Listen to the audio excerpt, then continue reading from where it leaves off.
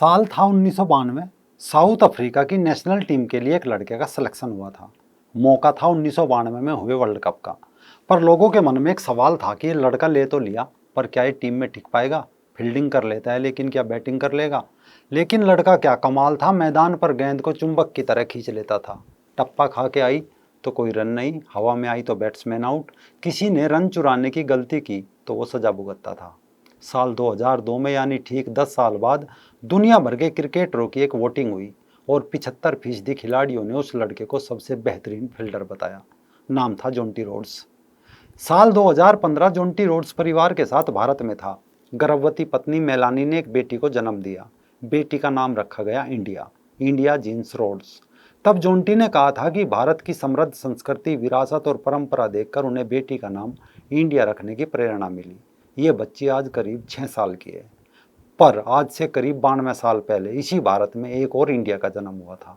वो इंडिया जो आज 92 साल की है और उसकी आज़ाद ख्याल माँ कभी अफगानिस्तान की रानी हुआ करती थी, जिसे कुछ अफगानी मुल्ला कम कपड़ों वाली आज़ाद ख्याल वाली, घोड़े पर बैठकर शिकार करने वाली रानी, तो कुछ बिकनी वाली रानी कहते हैं। नमस्कार दोस्तों, रंग दे बसंती देखना शुरू कर चुके हैं आप। मैं हूँ राजीव चौधरी।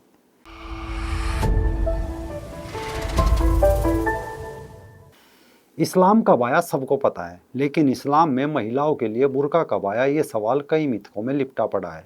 आज अफगानिस्तान हो या ईरान, पाकिस्तान, भारत या फिर बांग्लादेश, मस्जिदों के मुल्ला बुर्के हिजाब पर बड़ा जोर देते हैं। लेकिन अगर इतिहास की मिट्टी को फावड़े की बजाय किसी लकड़ी के टुकड़े से भी टटोला जाए तो भारतीय उपमहाद्वीप में बुर्के का जोर पिछले 50 सालों में अधिक आया, जिसने देखते देखते इन देशों की 1 अरब की मुस्लिम आबादी की 50% महिलाओं को काले कफन में कैद कर लिया।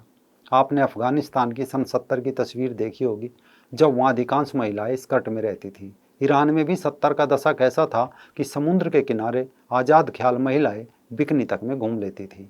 भारत में सूट सलवार या साड़ी मुस्लिम महिलाओं का पहनावा हुआ करता था। बंगाल, बिहार और बांग्लादेश में अभी भी बहुत सी जगह मुस्लिम महिलाएं साड़ी पहनती है। पाकिस्तान में भी 60-70 के दशक तक पढ़ी लिखी महिलाएं साड़ी पहनती थी। यहाँ तक कि शिमला समझौते में बेनजीर भुट्टो अपने बाप के साथ साड़ी पहनकर आई थी।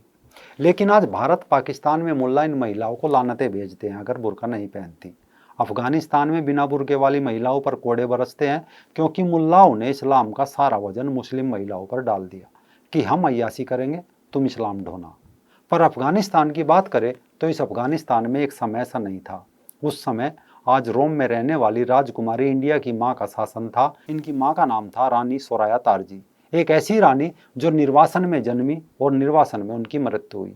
लेकिन अफगानिस्तान की रानी के रूप में उसने 10 साल बिताए और सोराया तारजी ने अपने देश की महिलाओं को एक मुक्त भविष्य की आकर्षक झलक दी, जिसे 1 सदी बाद आज फिर से पूरी तरह याद किया जा रहा है। दरअसल एक सरदार हुआ करते थे, गुलाम मोहम्मद तारजी।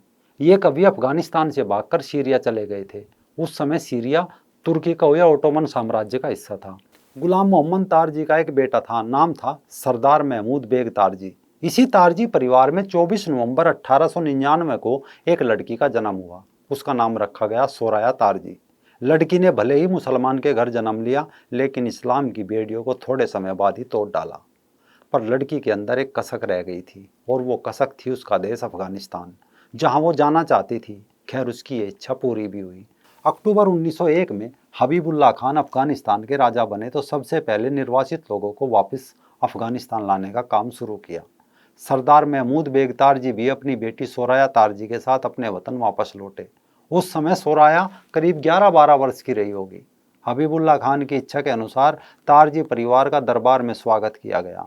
स्वागत समारोह चल ही रहा था कि अचानक सोराया की मुलाकात एक लड़के से हुई। लड़के का नाम था अमानुल्लाह। बाद में पता चला कि अमानुल्लाह कोई और नहीं बल्कि राजा हबीबुल्ला खान के बेटे राजकुमार अमानुल्लाह है। समय थोड़ा सा आगे बढ़ा, दोनों परिवारों के संबंध प्रगाढ़ हुए और साल 1913 में 24 साल की सोराया का विवाह काबुल के कवम ए बाग पैलेस में राजकुमार अमानुल्लाह खान से हो गया। सोराया का एक कथन था कि मुस्लिम महिलाओं को पर्दा नहीं करना चाहिए और पुरुषों को एक से अधिक शादी नहीं करनी चाहिए।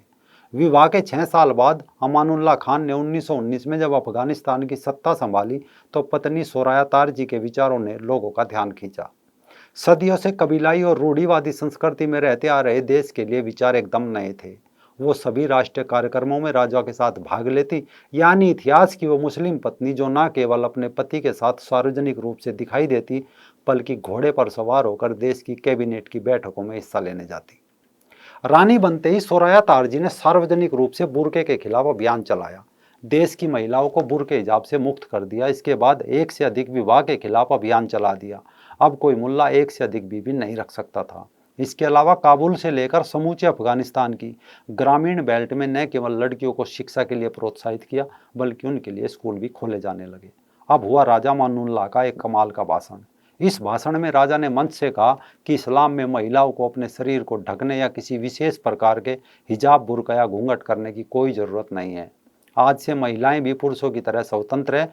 और इसी मंच पर गजब यह हुआ कि भाषण के समापन पर रानी सोराया ने सार्वजनिक रूप से अपना हिजाब फाड़ दिया, जिसे देखकर वहां मौजूद सभी अफगानी युवतियों ने अपने अपने हिजाब उतार फेंके या फाड़ फेंके। यानी रानी और अफगान महिलाओं ने उन सब पर जबरन लादी गई सदियों की परंपरा को तोड़ दिया और वह अफगान और इस्लाम की एक शख्सियतों में शामिल हो गई। साल था 1926 और अंग्रेजों से स्वतंत्रता की 7वीं वर्षगांठ पर सोराया ने अफगानी समाज को एक सार्वजनिक भाषण दिया। उनका भाषण ये था कि ये आज़ादी हम सबकी है, इसीलिए हम इसे मनाते हैं। लेकिन क्या आपको लगता है कि हमारे राष्ट्र को शुरू से इसकी सेवा के लिए केवल पुरुषों की आवश्यकता है? महिलाओं को भी अपना हिस्सा लेना चाहिए। हम सभी को अपने राष्ट्र के विकास के लिए योगदान देना चाहिए और महिलाओं को ज्ञान से लैस हुए बिना ये नहीं किया जा सकता। इसके बाद अफगानी लड़कियों को रानी पढ़ने के लिए विदेश भेजने लगी। इसी दौरान रानी सोराया ने यूरोप का दौरा किया, जिसमें वह यूरोपीय पुरुषों के साथ बिना बुर्के के थी। कुछ तस्वीरों में उन्होंने स्लीवलेस ड्रेस तक पहन रखी थी। यानी मुल्लाओं और मजहब की कैद से अफगान महिलाएं आज़ाद हो चुकी थी। लेकिन कुंवारी लड़कियों को विदेश भेजने और पढ़ने के लिए भेजने के लिए अफगानिस्तान के कई वर्गों में तीखी आलोचना हुई। मजहब के नाम पर दाल रोटी चला रहे अफगान मुल्लाओं को यह नागवार गुजर रहा था। एक तरफ राजा और रानी के सुधार थे तो दूसरी तरफ मुल्ला। बस मुल्लाओं ने अफगानी समाज को भड़काना शुरू कर दिया। राजा के खिलाफ कबीले खड़े कर दिए गए, विद्रोही खड़े कर दिए गए और देखते ही देखते देश में गृह युद्ध छिड़ गया। साल 1929 आते आते राजा ने गृह युद्ध को रोकने के लिए त्यागपत्र दे दिया और शरण के लिए भारत आ गए, जहां मुंबई में उनकी सबसे छोटी बेटी का जन्म हुआ। इसी वजह से उन्होंने अपनी बेटी का नाम रखा इंडिया, राजकुमारी इंडिया, जो अब इटली में रहती है।